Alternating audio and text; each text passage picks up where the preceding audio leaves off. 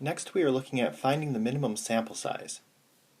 Given a confidence level C and a margin of error E, the minimum sample size n needed to estimate the population mean mu is the critical value ZC times sigma divided by E, and then all of that squared.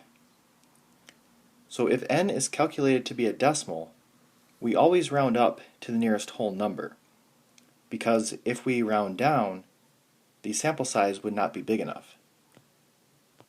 The population standard deviation of hours spent on social media in a particular city is 4.7 hours per day. If we want to be 95% confident that the sample mean is within 2 hours per day of the true population mean, determine the minimum sample size that should be taken. So our critical value, Z95, if we look at the table, is 1.96. Sigma is 4.7, and the margin of error is 2 hours.